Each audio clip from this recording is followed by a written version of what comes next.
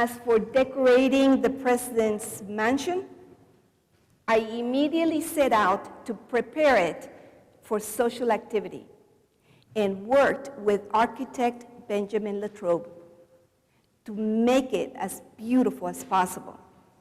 The decoration and furniture were elegant and comfortable, which expressed a middle ground between Republican simplicity and Federalist high fashion. Unfortunately, its use was cut short when the British burned the house down in 1814.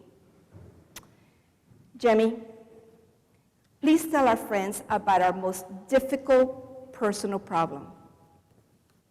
Well, if you asked me to, Dolly, but first I must say that she was nice. She avoided, I was criticized mightily for my uninspiring dress and my dark taste in fashion. A typical jibe about me was that I reminded somebody of a schoolmaster dressed up for a funeral. But no matter, for me, I spent more time clothing my mind for the demands of American politics. Well, Dolly and I did not have the happiest of life when it came to children. Dolly and I did not have children, and she had one child from her prior marriage. John Payne Todd was handsome, but a very frivolous man. Despite educational opportunities and wonderful connections, he became idle and dissipated in gambling and drinking. Now, I tried to challenge him by sending him to Europe as the secretary to Albert Gallatin on a major mission to Russia. Unfortunately, Payne Todd, kept living frivolously and extravagantly in Europe. He accepted little responsibility and indulged in every dissipation. Payne Todd became the classic example of a young American in Europe. Dr. Franklin and Thomas Jefferson had warned about Americans coming to Europe. They were dazzled by the courtly grace of Europe, which made them unfit for the useful life in America.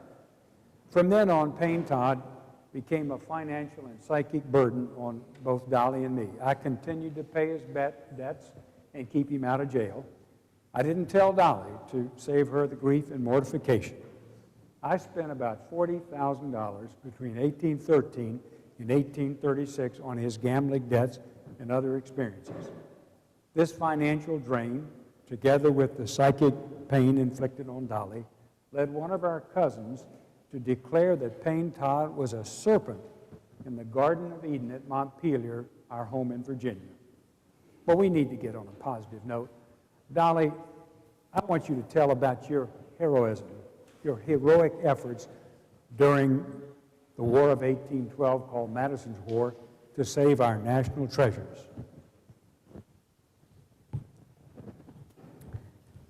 That was an awful war. I can still remember sitting in the White House, waiting for the return of my husband and the cabinet, who had gone out to see the fighting.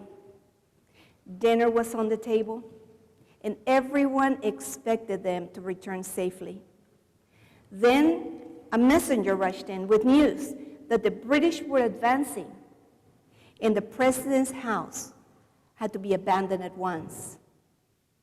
I quickly gathered the president's most important papers, including a copy of the Declaration of Independence. I instructed the servants to cut the portrait of George Washington from its frame. I could not abandon it to the enemy to be mocked and desecrated. I climbed in a carriage and was driven away. Do you have any final remarks? I think the time is getting short. We have other great figures with you here, but let me just, as I look to you, you clearly are the potential next great generation. Our American Republic is possible and indeed desirable only under two conditions. Of course, the first condition is we have to have the properly structured governing institutions at the federal and state level. The Constitution provides this for you, but The second and most important ingredient after that is to have a virtuous people. The Constitution, as has been explained to you by my historical colleagues here, begins with the mighty words, "We the people." Of course, as they say, it includes you, every one of you. It means you have the personal responsibility to gain the knowledge, to develop the skills, as well as to develop the attitude, which is the moral and civic virtues, to make the formal structure of government work. In essence, every generation, you become the next founders of the American Republic.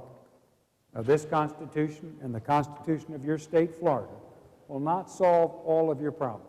They only allow you the freedom and opportunity to work together to solve your own problems. I want to leave you with the thought of Thomas Jefferson, my good friend from Monticello. He said, "I like the dreams of the future better than the history of the past." Godspeed, and thank you for inviting me.